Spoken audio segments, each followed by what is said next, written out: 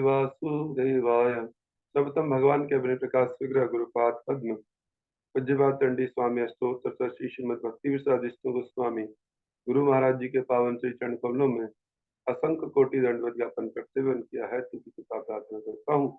परम गुरुदेव नित्य लीला विष्णु भक्ति दहित माधव विष्णु महाराज जगत गुरु सरस्वती गोस्वामी ठाकुर गुरुपाद समस्त गुरु परंपरा के चरणों में कोटि कोटि दंडवत। भगवान श्री चैतन्य महाप्रभु शबाद और हरि जयुक्त हो, अपातन नित्यानंद प्रभु जयुक्त हो। भगवान के सभी धाम सभी अवतार गिरिराज गोवर्धन भगवान भगवान श्री राधा माधव राधा गोपीनाथ जी जयुक्त हो। हम लोग श्रीमद् भागवतम में प्रथम स्कंद अध्याय में 38 नंबर श्लोक में है। यद्बाहुदंडाभ्यु दयानुजीविनो यदुपवीरा कुतो भयामुहु अधिक्रमन्त्यग्रिहिराहतां बलात् सभां सुधर्मां सुरसत्तमोचिताम्। यद्बाहुदंडाभ्युदयानुजीविनो यदुपवीराः कुतो भयामुहु अधिक्रमन्त्यग्रिहिराहतां बलात् सभां सुधर्मां सुरसत्तमोचितम्। बड़े बड़े यदुवंशी वीर भगवान श्री कृष्ण की बाहुओं द्वारा सुरक्षित रहकर भी सभी प्रकार से निर्भय बने रहते हैं, क्योंकि भगवान के संरक्षण में रह रहे हैं। अतः उनके चरण इस सुधर्मा के स्वभाव भवन में पड़ते रहते हैं, जो सर्वश्रेष्ठ देवताओं के लिए है, किंतु जो उनसे छीन लिया गया था। जो भगवान के प्रत्यक्ष रूप में सेवक हैं, वे भगवान द्वारा सभी प्रकार के भय से सुरक्षित रखे जाते हैं। इसीलिए बार बार बोला भी जाता है कि भजहु रे मन श्री नंदन नंदन अभय चरणार बिंद रे। जब हम भगवान के चरणों का आश्रय लेते हैं तो जीवन में अभय हो जाता है। हर प्रकार के भयों से हमें अभय प्राप्त हो जाता है। मृत्यु से अभय, ये डर कि हमारा क्या होगा, धन संपत्ति नहीं है, क्या होगा, इस प्रकार नाना प्रकार के अभयों से भय प्रदान करने वाले स्वयं भगवान ही ऐसे चरणारविंद हैं और सर्वोत्कृष्ट वस्तुओं का भोग करते हैं। और भगवान की भक्ति में जब हम भगवान के चरणाश्रित रहते हैं तो भगवान जगन्नाथ देव जी अपने भक्तों को 56 भोग खिलाते हैं। हर प्रकार के, जो गरीब अमीर, हर प्रकार के भक्त भगवान के उस दिव्य प्रसाद का आस्वादन करते हैं, जो बड़े बड़े राजा महाराजों को भी दुर्लभ। भगवान के संरक्षण में रहने वाले हर जीव को एक दिव्य आनंद का भोग भी प्राप्त होता है, चाहे वह बलपूर्वक क्यों न की गई हो। भगवान सभी जीवों के साथ समान व्यवहार करते हैं, किंतु वे अपने भक्तों के प्रति अत्यधिक वात्सल्य होने के कारण विशेष पक्षपात करते हैं। यहाँ पर स्पष्ट लिख दिया गया है, भगवान अपने भक्तों के लिए विशेष पक्षपात करते हैं, अपने भक्तों के लिए विशेष करते हैं। जैसे एक माता पिता अपने बच्चों के लिए स्पेशल करते हैं, वैसे ही भगवान भी अपने आश्रित बच्चों के लिए उनके कुछ विशेष भी करते हैं। द्वारिकापुरी समुन्नति पर थी, क्योंकि वहां भौतिक संसार की श्रेष्ठतम वस्तुएं उपलब्ध थी। राज्य का सभा भवन हर राज्य की प्रतिष्ठा के अनुसार बनाया जाता था। स्वर्गलोक में सुधर्मा नमक सभा भगवत श्रेष्ठ देवताओं की प्रतिष्ठा के अनुरूप था, इसलिए ऐसी सभा भवन महिमंडल के किसी भी राज्य के हेतु नहीं होता, क्योंकि पृथ्वी के मनुष्य इसका निर्माण नहीं करते। इसमें हम ने बनाई है सभा, जो बनाई है वो स्वयं क्या बोल सकते हैं, ब्रह्मा जी के जो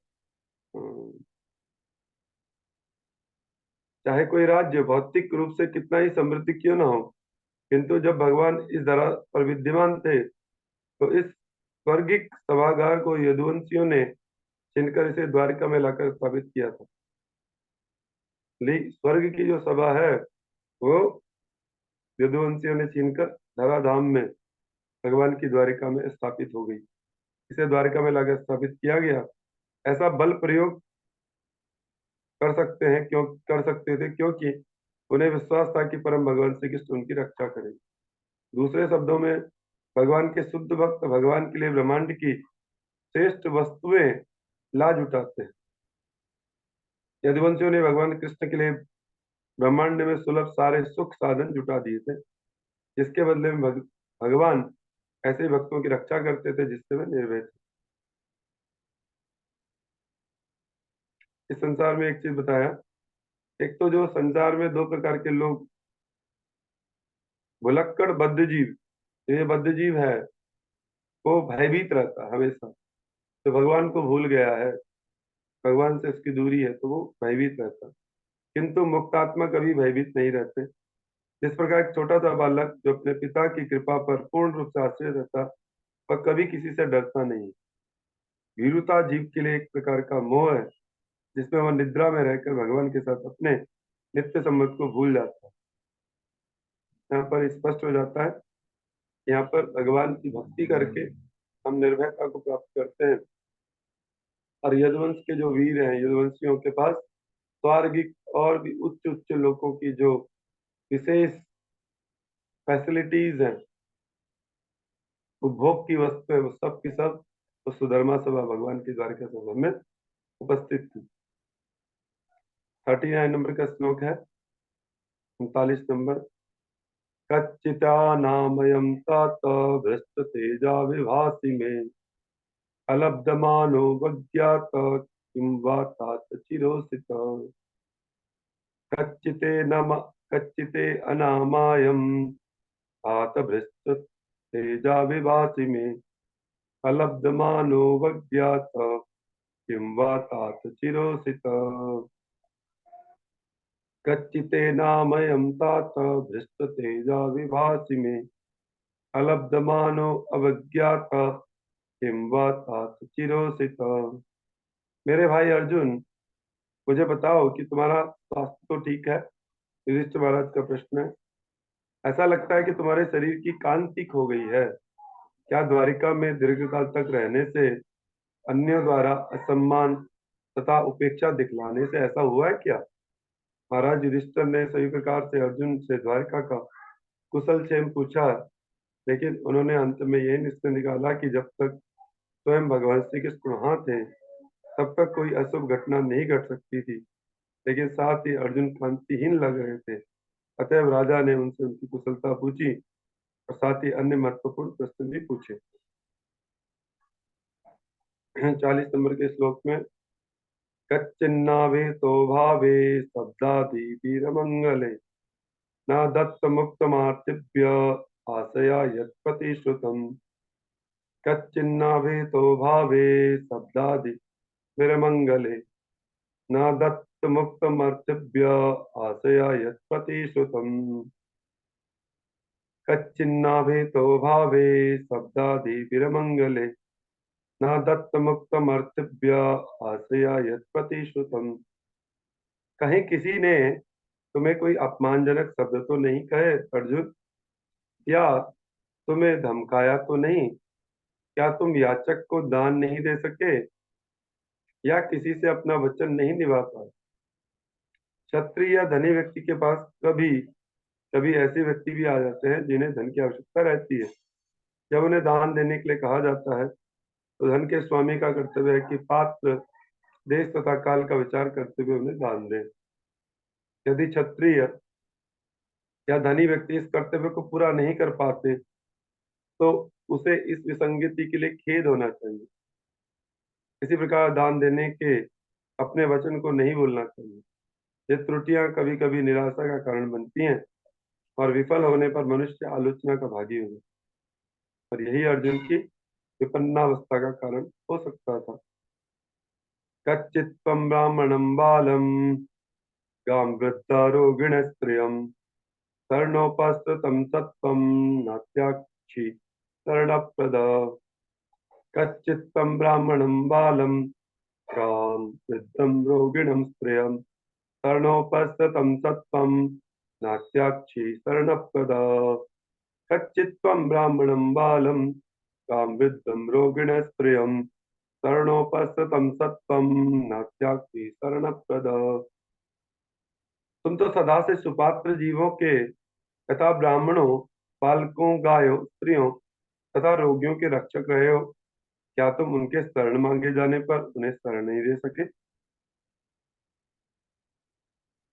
यहाँ पर युधिष्ठिर महाराज के प्रश्नात्मक संशय है, वो जानना चाहते हैं, क्योंकि अर्जुन का स्वभाव बिल्कुल अलग है। अब तुम तो ब्राह्मणों के, बालकों के, गायों के, स्त्रियों के, रोगियों के रक्षक रहे हो, तुम क्या शरण मांगे जाए तो उन्हें शरण नहीं दे सके? ब्राह्मण जन समाज के कल्याण कार्य के लिए भौतिक तथा आध्यात्मिक दोनों ही दृष्टि से ज्ञान की खोज में सदैव लगे रहते हैं, अतः वे सभी प्रकार से राजा के संरक्षण के पात्र होते हैं। इसी प्रकार राज्य के बालकों, गायों, रोगी व्यक्तियों, स्त्रियों तथा वृद्ध पुरुषों को राज्य या क्षत्रिय राजाओं के संरक्षण की अपेक्षा रहती है। यदि ऐसे जीवों को क्षत्रिय या राजा या राज सत्ता की ओर से संरक्षण नहीं मिलता तो ये क्षत्रिय या राज्य के लिए लज्जास्पद विषय हो जाता है। यदि अर्जुन के साथ सचमुच ऐसी घटनाएं घटी थी, महाराज युधिष्ठिर उनके विषय में जानने के लिए आतुर थे। यहाँ पर शास्त्र में एक बात बताई जाती है कि जो जनरली होता है आज के समय में कि कोई भी विवाद,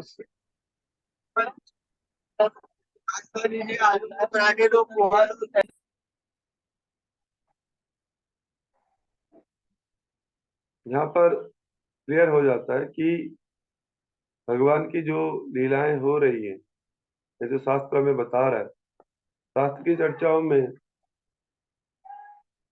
पहले से ही ब्राह्मण जो शिक्षा देने के कार्य करते थे, उनको राजाओं का संरक्षण प्राप्त होता था।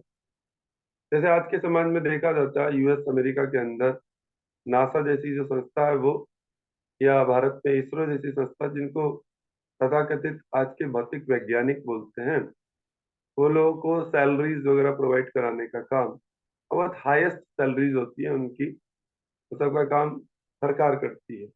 कलयुग में ये दुविधाजनक स्थिति इसलिए बनी क्योंकि राजा जो है अब धर्म पे चलने वाले नहीं है, तो इसलिए धर्माचरण न होने की वजह से सिर्फ भौतिक उन्नति के लिए जो लोग लगे हैं उनका ही संरक्षण सरकार कर रही है या कोई राजा कर पा रहे।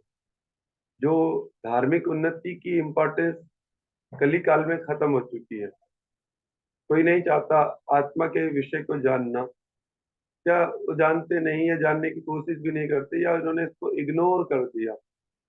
शरीर को इम्पोर्टेंस करते हुए भौतिक उन्नति, हमें मोबाइल चाहिए, हमें मंगल ग्रह पे जाने की इच्छा है, पर पता नहीं वो कितनी सार्थक सही है, सही होते हुए भी ना इम्पॉसिबल है। लेकिन सिर्फ कंफ्यूजन क्रिएट करने का कार्य भौतिक जगत में ऐसा होता है, और उसी को तथाकथित सरकारें या राजा जो भी होते हैं वो संरक्षण प्रदान करते हैं, क्योंकि इस प्रकार का एक दुविधाजनक सिस्टम बना दिया गया है, कंफ्यूज करता है। लेकिन आत्मिक उन्नति, आत्मा का संरक्षण, इसमें शांति, क्लेश ना हो जीवन में, हमारे जीवन में एक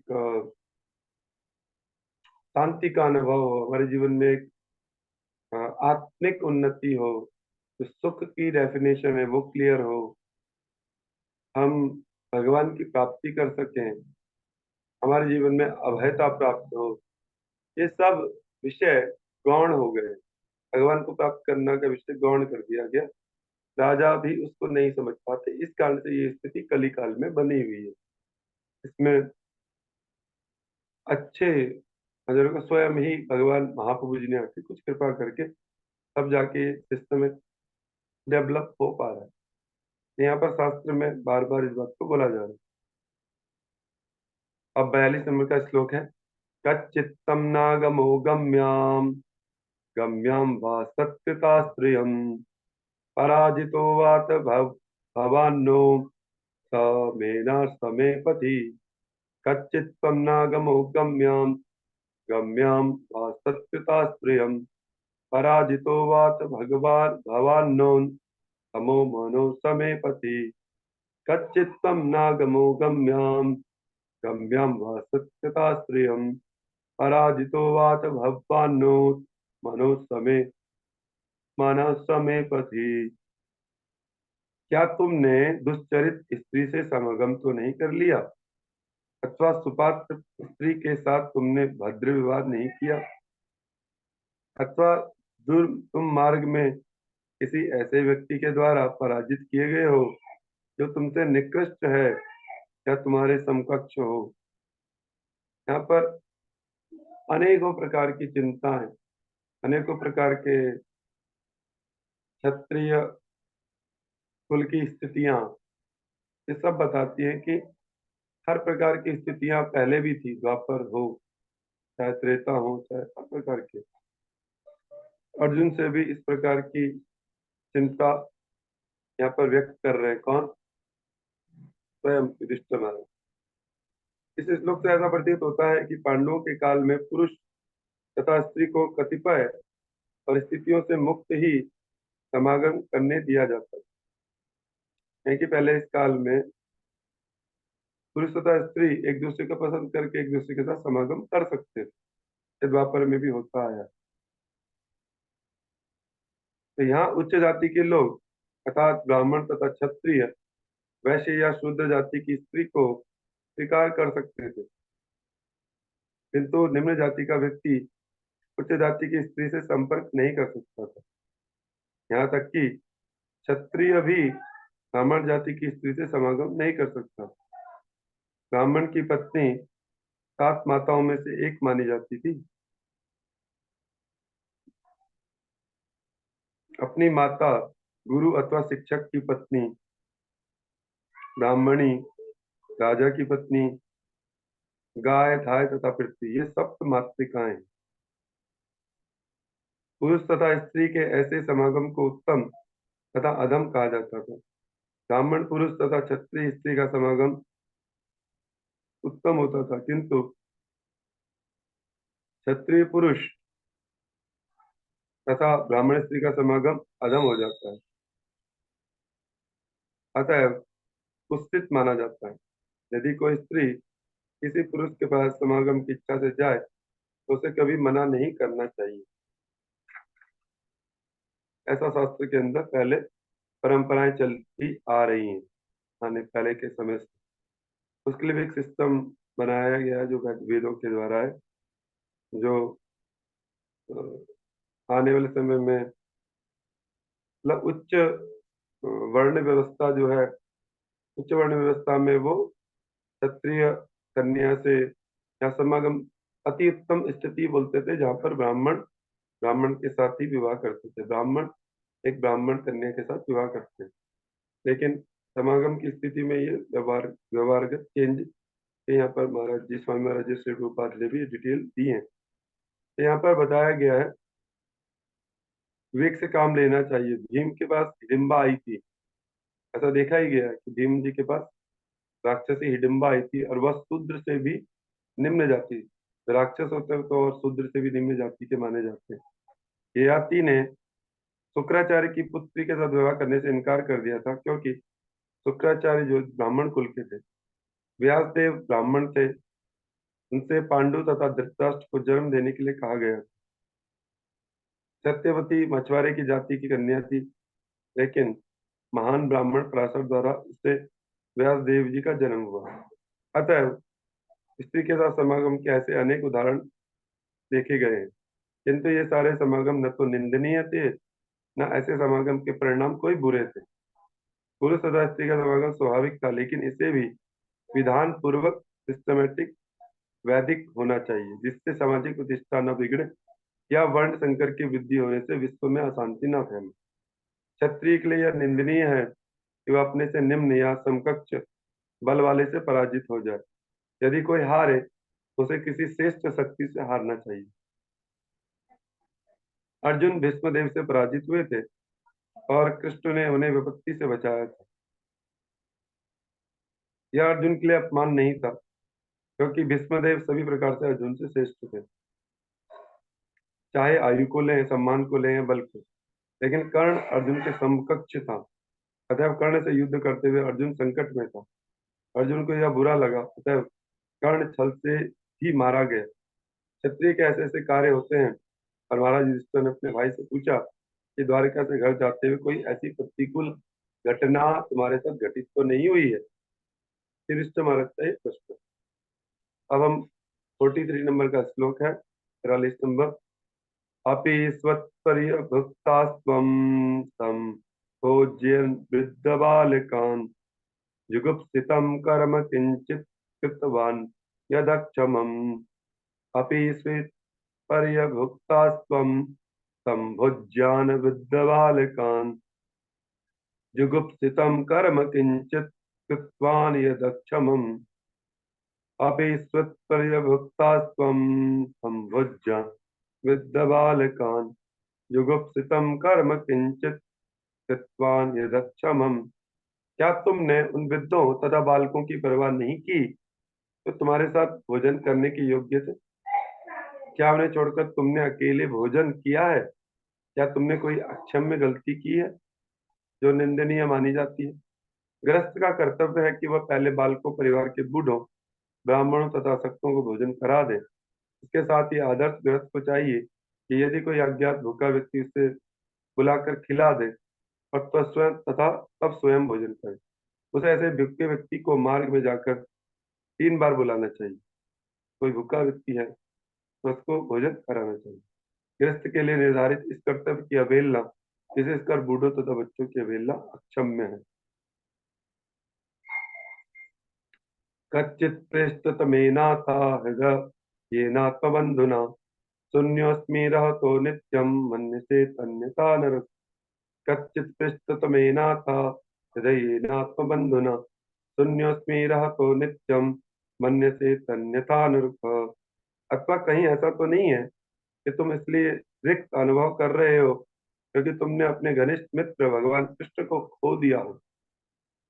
हे मेरे भ्राता अर्जुन, तुम्हारे इतने हताश होने का मुझे कोई अन्य कारण नहीं दिखता।